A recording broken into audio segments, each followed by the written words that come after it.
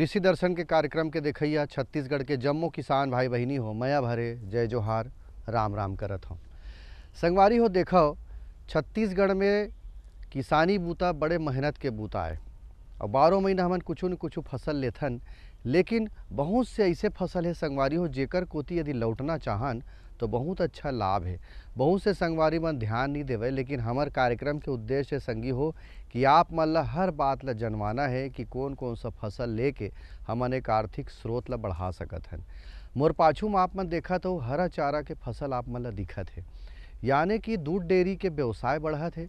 पशुधन मन ला बचाना भी है, सुघर बनाना है, दूध के व्यवसाय ला बढ़ाना है। पशुधन मन हा दूध ज़्यादा से ज़्यादा देवे, ये बात के भी हमला धरना है। तो संगवारी हो हरा चारा के खेती भी बहुत अच्छा खेती है, जेकर से आप मन ला अच्छा लाभ हो सकत है। और दूध डेयरी व्यवसाय जिसे किसान मन करत है तो मन अंतर्वर्ती फसल लेके हरा चारा के उत्पादन ले सकत है। तो संगवारी हो आज हमन चर्चा के विषय यही राखे हैं कि हरा चारा के उन्नत खेती कैसे होना चाहिए। चर्चा ला मैं शुरू करा ओकर पहली आप मन बर है कुछ खास संदेश।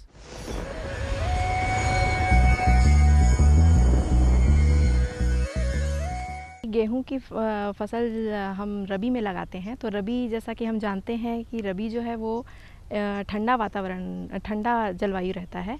तो गेहूं के लिए जो है ठंडा वातावरण जो है वो सबसे उपयुक्त माना गया है।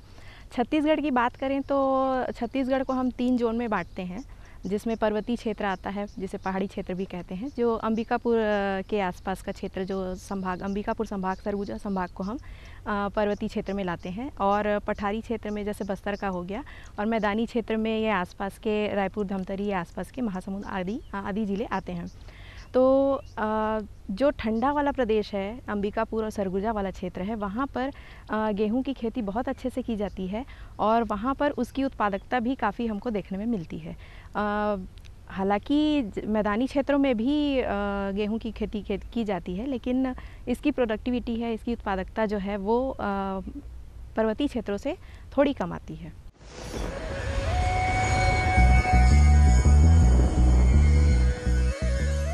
किसान भाई हो संदेश के बाद आओ चर्चा ला शुरू करथन। और हमार आज के चर्चा है हरा चारा के उन्नत खेती कैसे होना चाहिए। हमार विशेषज्ञ के रूप में मैं बुलावत हूँ डॉक्टर संतोष कुमार झा जी, वरिष्ठ वैज्ञानिक, इंदिरा गांधी कृषि विश्वविद्यालय के हरे।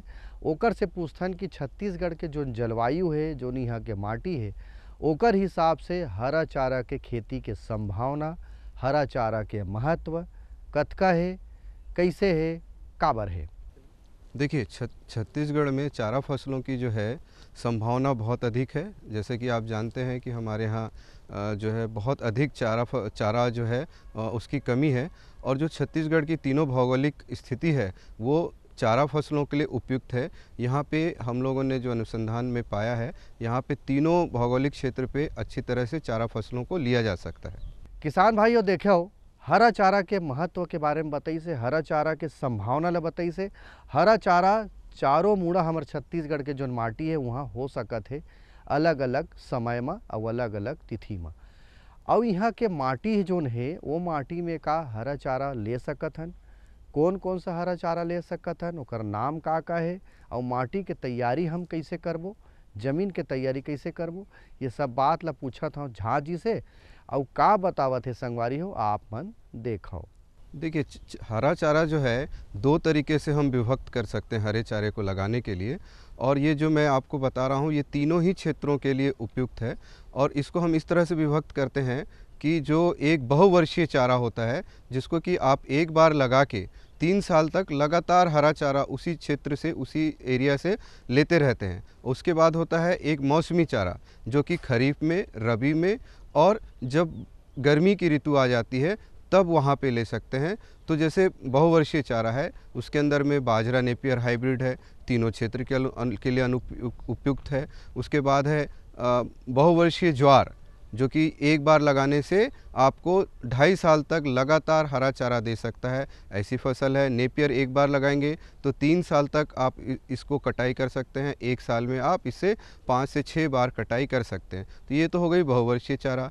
उसके बाद आप जो है खरीफ के मौसम में मक्का लगा सकते हैं, ज्वार लगा सकते हैं, बाजरा लगा सकते हैं, और अपना लोबिया, जिसको कि हम लोग अपने भाषा में बरबट्टी कहते हैं, एक दलहनी फसल है, ये भी एक लगा सकते हैं। ये हो गई बात खरीफ की। रबी में हम लोग जो है यहाँ पे छत्तीसगढ़ के लिए उपयुक्त है आपका बरसीम है, बरसीम लगा सकते हैं।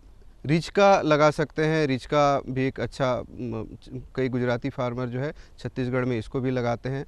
तो बरसीम, रिचका और ओट, ओट एक बहुत उपयोगी फसल है जिसको कि जई कहते हैं और इसकी छत्तीसगढ़ में बहुत अधिक संभावना है।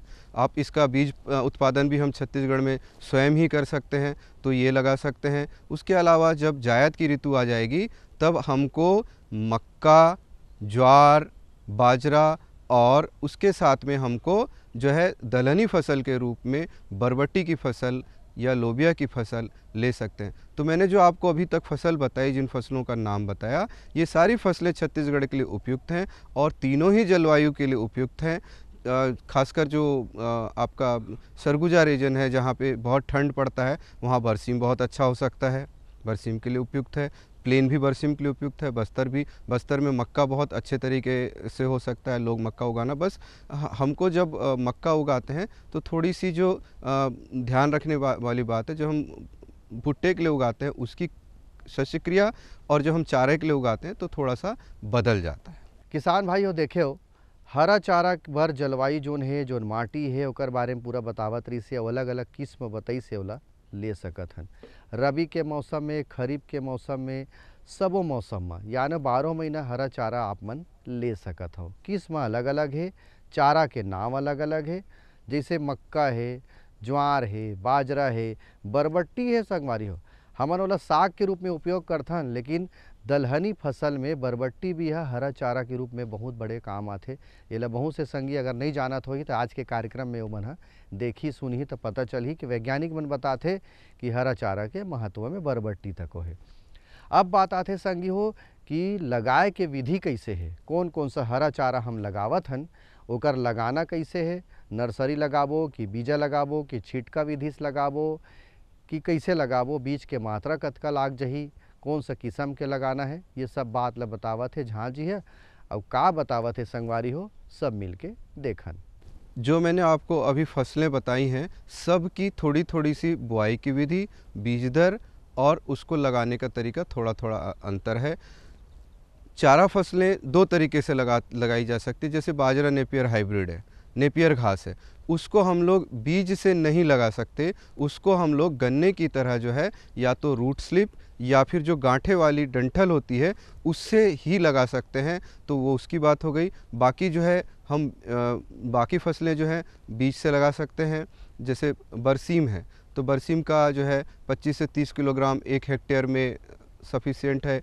ओट है जैसे जई है, उसके लिए 80 से 100 किलोग्राम के करीब करीब 1 हेक्टेयर के लिए उपयुक्त हो जाता है। जो मैंने आपको बहुवर्षीय ज्वार बताई तो वो 5 किलो में ही पूरा 1 हेक्टेयर में लगा सकते हैं।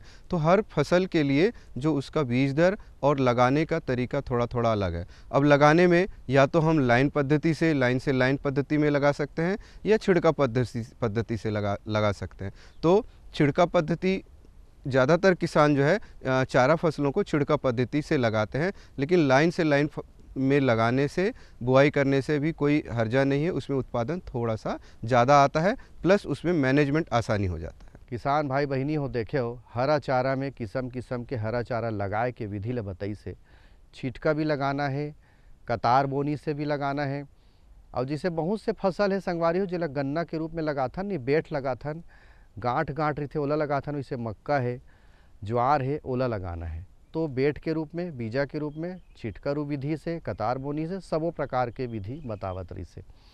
अब बात आते कि लगा तो डरेन, अलग अलग फसल लगाए हैं तो में अलग अलग में जल प्रबंधन के भी आवश्यकता पड़थे का, कि एक समान हमन ला सिंचाई करेल पड़ही। तो सिंचाई के व्यवस्था कैसे करना है, का बतावत है, जानकारी लेथन संगवारी हो। जल प्रबंधन मौसम के हिसाब से और सीजन के हिसाब से थोड़ा थोड़ा बदल जाता है। जैसे हमारे यहाँ इतनी ज़्यादा वर्षा होती है कि जब हम लोग खरीफ के बारे में बात करते हैं तो हमको अमूमन बहुत ज़्यादा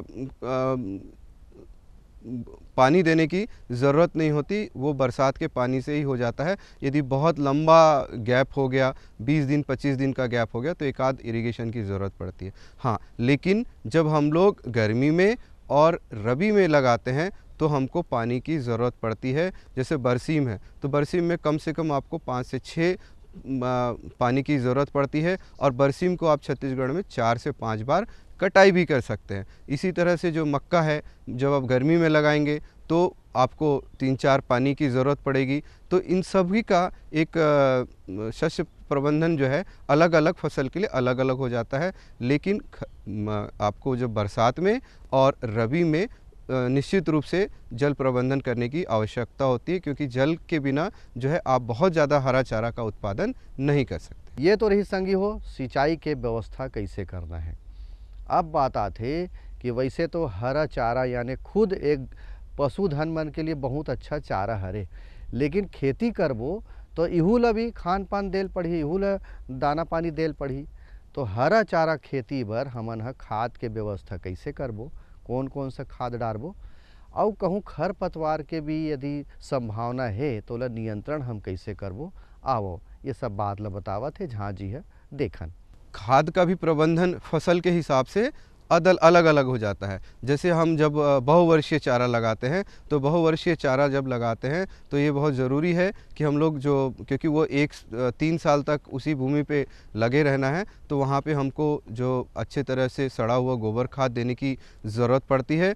और साथ में किसी भी बहु कटाई वाली जो चारा फसल होती है, उसमें हर कटाई के बाद में नाइट्रोजन कह लीजिए या यूरिया कह लीजिए, हर फसल के हिसाब से उसकी अनुशंसित दर है, उसको देना ही पड़ता है। कम से कम 30 किलोग्राम नाइट्रोजन जो एक बार काटेंगे और कटाई के बाद 30 किलोग्राम नाइट्रोजन नहीं देंगे तो उसमें जो फिर से उसमें ताकत नहीं मिलेगा, और वो फिर से नया जो है हरा चारा पैदा नहीं कर पाएगा। इसलिए उसमें नाइट्रोजन अवश्य दें। खरपतवार की समस्या कुछ फसलों में आती है, और जैसे नेपियर घास है, तो नेपियर घास शुरू में 1-2 निदाई गुड़ाई की ज़रूरत पड़ती है, लेकिन उसके बाद वो खुद इतना बढ़ जाता है कि अपने अंदर में जनरली जो है खरपतवार को आने नहीं देता। जो दूसरी मौसमी फसलें हैं उसमें बहुत ज़्यादा यदि खरपतवार है तभी हम उसका प्रबंधन करते हैं, और वो भी हाथ के द्वारा या गुड़ाई करके करते हैं। कुछ जो फसलें हैं उसमें हमारी जो निंदानाशक है उसका उपयोग किया जा सकता है, लेकिन इसको बहुत संभल के करना चाहिए, क्योंकि हम लोग हरा चारा बहुत जल्दी काट के सीधा दूध के लिए हम लोग गाय पशुओं को दे देते हैं, और पशुओं में वो जो केमिकल आप इस्तेमाल करते हैं यहाँ से वो उनके दूध में पहुँच जाता है। तो कोई भी रसायन का उपयोग हरा चारा में बहुत सोच समझ के करना चाहिए। अब बात आते संगवारी हो खाद प्रबंधन के बाद रोग राई कीड़ा मकोड़ा लगे के संभावना रहिथे का हरा चारा के किस्म के खेती हमन करबो तब तो कौन कौन सा संभावना है समस्या के, और वो समस्या का है बतावत है। मैंने आपको बताया कि इसमें कीट का प्रबंधन, रोग का प्रबंधन बहुत ज़्यादा ज़रूरी नहीं है, क्योंकि जो नई किस्में हैं वो सभी ये रोग रोधी और ये इससे वो होती हैं, और उसमें बहुत ज़्यादा छत्तीसगढ़ में जो है रोग या कीड़े मकोड़े की समस्या नहीं आती है। और सामान्यतः बहुत ज़्यादा फसल यदि ख़राब नहीं हो रही हो तब तक हम लोग उसमें कोई भी जो है केमिकल का स्प्रे अनुशंसित नहीं करते हैं, क्योंकि जो है काटने का पीरियड बहुत छोटा होता है। 30 दिन 35 दिन या 40 दिन में हमको कटाई करना होता है, तो जो उसका अंश है जो हम लोग केमिकल यूज़ करते हैं वो सीधा पशुओं तक पहुंचता है, और पशुओं के माध्यम से दूध तक पहुंच जाता है, और दूध के माध्यम से हम मनुष्यों तक भी पहुंच जाता है। इसलिए जब तक फसल में बहुत ज़्यादा परेशानी ना हो, और वो भी एक अवस्था है, उस अवस्था के बाद में तो हम लोग बिल्कुल भी अनुशंसित नहीं करते कि इसके अंदर में कोई भी केमिकल का इस्तेमाल किया जाए। किसान भाई हो देखियो समस्या बहुत कम आथे हरा चारा खेती में। यदि थोक बहुत समस्या आवत है तो आप मन ह रासायनिक जोन दवाई होकर छिड़काव बहुत कम करो। और कैसे करो, हरा चारा मतलब आज काटे न सीधा पशु खवा देन, पशु खा लिस, दवाई छिड़काव में हो चुके हैं। वो बिल्कुल अभी माढ़ेच नहीं है। ओकर बाद दूध दिस तो दूध ला हमन पियन, ओमे हमन ला भी ओमे नुकसान है। तो बहुत सारा बात है संगवारी हो, रासायनिक दवा के छिड़काव करे के बेरा सावधानी रखना है कि कतका दिन बाद हम कटाई करबो, ओकर पहले हमला ये समस्या ले बाँचे जाना है।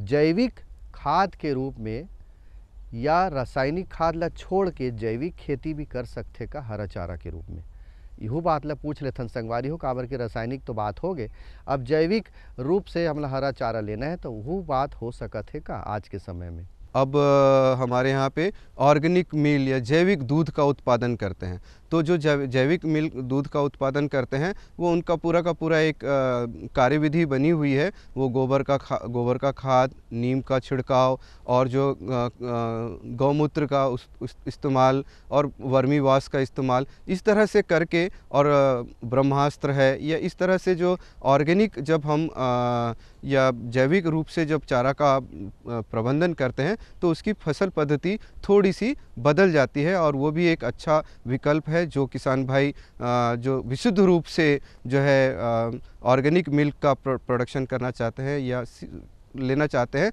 उनके लिए भी ये सब क्रिया को अपनाते हुए, उनकी एक पैकेज बनी हुई है, इस क्रिया को अपनाते हुए जो है बिल्कुल विशुद्ध रूप से हरा चारा का उत्पादन जैविक तरीके से भी कर सकते हैं।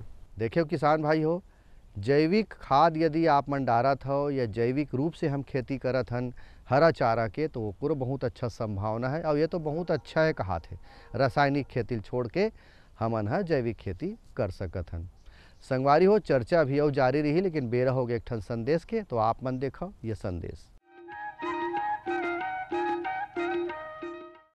ये लो और बताओ। बस। अरे ये क्या भैया जी, बस इतनी सी रासायनिक खाद? किसानी छोड़ रहे हो क्या? किसानी नहीं, नादानी छोड़ रहे हैं। मिट्टी की जांच कराई है, अब तो लालाजी जितनी जरूरत है उतने ही उर्वरक खेत में डालेंगे। हाँ, किसान भाई आज ही अपने जिले की नजदीकी भूमि परीक्षण प्रयोगशाला में मिट्टी की जांच जरूर करवाएं और मिट्टी में पोषक तत्व, नमी व पौधे के विकास को देखते हुए केवल जरूरत के अनुसार ही पोषक तत्व डालें। और हाँ, मिट्टी में गंधक, जस्ता, बोरोन जैसे सूक्ष्म पोषक तत्वों का पता लगाना भी न भूलें। उर्वरक और जैविक खाद के सही उपयोग से भूमि का उपजाऊपन बनाए रखें, उत्पादकता बढ़ाएं, खर्चा घटाएं और बहुमूल्य विदेशी मुद्रा बचाने में भी सहयोग दें। और हाँ, धीमी गति से नाइट्रोजन उपलब्ध कराने वाले उर्वरकों जैसे नीम लेपित यूरिया को प्राथमिकता दें और यूरिया का पत्तों पर छिड़काव करें। अरे वाह, तू तो सचमुच समझदार हो गया। अधिक जानकारी के लिए संपर्क करें जिला कृषि अधिकारी या किसान कॉल सेंटर। मेरे साथ बोलो, ए बी। अरे नादान, बच्चे को एबीसी सिखा रहा है। अरे काम धंधे की एबीसी तू कब सीखेगा? ये देख विज्ञापन, तेरे जैसे कृषि विज्ञान सीखे हुए युवाओं के लिए भारत सरकार के कृषि मंत्रालय ने एक योजना बनाई है, ACABC। ACABC? जी हाँ, ACABC यानी एग्री क्लिनिक्स और एग्री बिजनेस सेंटर। इसके तहत कृषि विज्ञान पढ़े युवाओं का चयन होने पर उन्हें मुफ्त ट्रेनिंग दी जाती है और हाँ, अपना कारोबार चलाने के लिए बैंक से लोन भी मिलता है। इसके साथ ही अगर युवा अपने इलाके के किसानों की खुशहाली के लिए उन्हें खेती बाड़ी व अपने कारोबार से जुड़ी लाभदायक जानकारी देते रहेंगे तो उन्हें लोन पर 36 से 44% तक की सब्सिडी भी मिलेगी। तब तो मैं जरूर सीखूंगा काम धंधे की ABC। शाबाश, चलो अपनाएं स्वरोजगार, खेती में हो विकास अपार।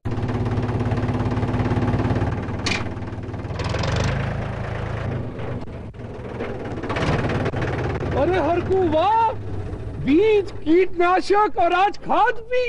अरे इतना खर्चा कहाँ से? अरे खर्च की चिंता किसे है, मेरे पास है ये किसान क्रेडिट कार्ड। कार्ड? अरे बैंकों द्वारा जारी इस कार्ड से किसान उसकी सीमा तक की रकम कभी भी बैंक से निकलवा सकता है और खेती बाड़ी की सामग्री कभी भी खरीद सकता है। तो हरकू भैया एक कार्ड मेरे लिए भी। किसान क्रेडिट कार्ड के लिए नजदीकी बैंक से संपर्क करें और पाएं ढेर सारे लाभ। अन्नदाता किसानों की खुशहाली और उनकी आय में बढ़ोतरी के लिए भारत सरकार लगातार प्रयासरत है। माननीय प्रधानमंत्री श्री नरेंद्र मोदी जी के दूरदर्शी नेतृत्व में पिछले 7 वर्षों में खेती को आधुनिक और किसानों को आत्मनिर्भर बनाने के लिए कई निर्णय लिए गए हैं। छोटा किसान बने देश की शान, ये हमारा सपना है। देश के 80% से ज्यादा किसान ऐसे हैं जिनके पास 2 हेक्टेयर से भी कम जमीन है। अब देश में इन्हीं छोटे किसानों को ध्यान में रखते हुए कृषि सुधार किए जा रहे हैं, निर्णय लिए जा रहे हैं। प्रधानमंत्री किसान सम्मान निधि योजना की शुरुआत 24 फरवरी 2019 को माननीय प्रधानमंत्री श्री नरेंद्र मोदी जी के द्वारा की गई थी। पीएम किसान योजना का पूरा खर्च भारत सरकार वहन करती है। इसके तहत लाभार्थी किसानों को हर साल 6,000 रुपए की सम्मान राशि 2,000 रुपए की 3 समान किस्तों में सीधे उनके बैंक खातों में हस्तांतरित की जाती है।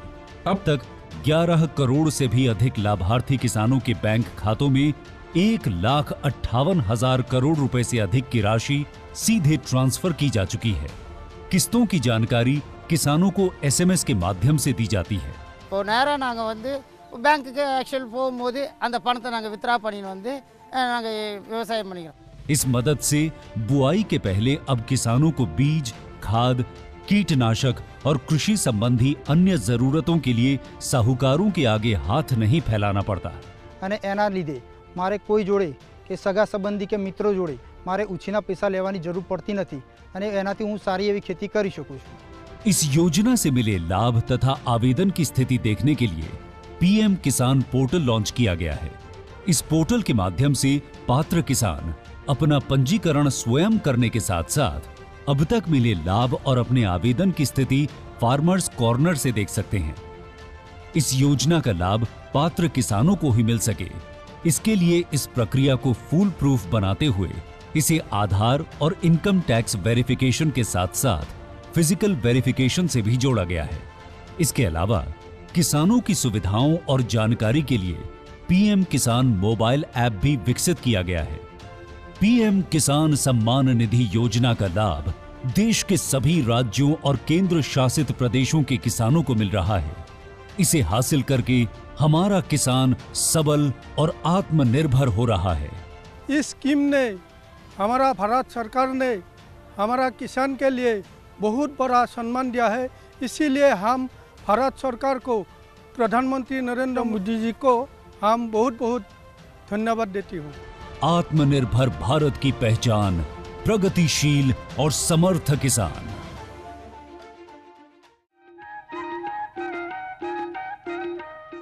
किसान भाइयों, चर्चा ला फेर शुरू करन हरा चारा के उन्नत खेती के बारे में हम चर्चा करत हन। अब बात आते संगवारी हो कि फसल के कटाई हम कैसे करन, कौन कौन सा फसल ला कब काटना है, काटे के बेरा का सावधानी हम ला रखना है, ये दोनों बात ला जहाँ जी बतावत है और का बतावत है आवो संगवारी हो देख लेथन। सभी फसलों में कटाई का प्रबंधन अलग अलग तरीके से होता है। जैसे बाजरा नेपियर हाइब्रिड आप लगा रहे हैं तो पहली कटाई जब आप लगाएंगे उसकी पहली कटाई 60 दिन के बाद होगा और उसके बाद जो की कटाई जो है वो 45 से 50 दिन के अंतर में आता है। बस ठंड के दिनों में जो बाजरा नेपियर हाइब्रिड है उसकी वृद्धि थोड़ी सी कम हो जाती है, लेकिन फिर जैसे गर्मी चालू होता है तो वो अपने आप बढ़ने लगता है। जिस तरह से बहुवर्षीय ज्वार है, आपको पहली कटाई जो है 60 दिन के में करनी है, उसके बाद 45 दिन के अंतर में आपको काट सकते हैं। जैसे बरसीम है, बरसीम की कटाई आप 55 से 60 दिन में छत्तीसगढ़ के हिसाब से पहली कटाई कर सकते हैं। उसके हर 30 दिन के बाद में जो है आप कटाई कर सकते हैं और इस तरह से 4 से 5 कटाई ले सकते हैं। जैसे जई है, जई आप 2-3 तरीके से 2 या 3 बार काट सकते हैं छत्तीसगढ़ के अनुवायु मौसम के हिसाब से। तो पहली कटाई हमने 60 दिन में कर ली, फिर दूसरी कटाई 35 से 30 दिन के अंदर में कर ली और जो आखिरी कटाई है वो फूल वाली अवस्था में करते हैं। यदि उसको संरक्षित करके रखना है तो उसकी 2 विधि होती है, एक हे बनाना और एक साइलेज बनाना कहते हैं।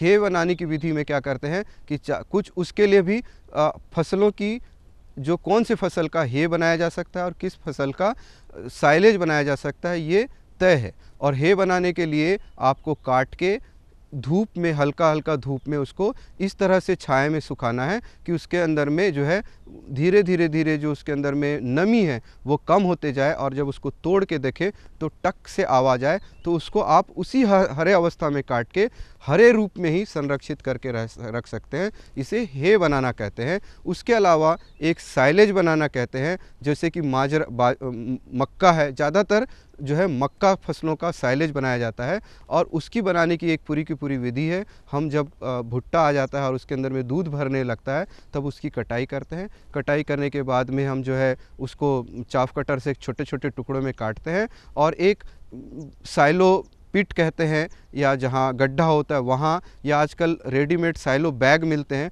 उसके अंदर में उसकी पूरी की एक विधि है। उसको इस तरह से दबाते हैं कि उसके अंदर का पूरा हवा बाहर निकल जाए, और हवा बाहर निकल जाने से वहाँ पे अवायवीय अवस्था हो जाती है, और उसके अंदर में एक किण्वन या फर्मेंटेशन की प्रक्रिया चालू होती है, जिसके कारण की जो है वो चारा धीरे धीरे वो संरक्षित होने लगता है। और वो इस तरह से उसकी पूरी विधि है। आप जब दबा देंगे तो वो उसमें जो शर्करा है वो लैक्टिक एसिड में बदलने लगता है, और उसका पीएच जो है बहुत कम हो जाता है। तो दो हानिकारक या सड़ाने वाले, चारा को सड़ाने वाले जो सूक्ष्म माइक्रोब्स हैं वो वहाँ पे नहीं पनप पाते, और आपका जो चारा है संरक्षित होके 6 महीने तक आप उसका भंडारण कर सकते हैं। इसकी एक पूरी की पूरी विधि है। किसान भाई यदि चाहें तो हमसे आके संपर्क कर सकते हैं, और इसकी विधि को समझ के अपने यहाँ जो है साइलेज बना सकते हैं।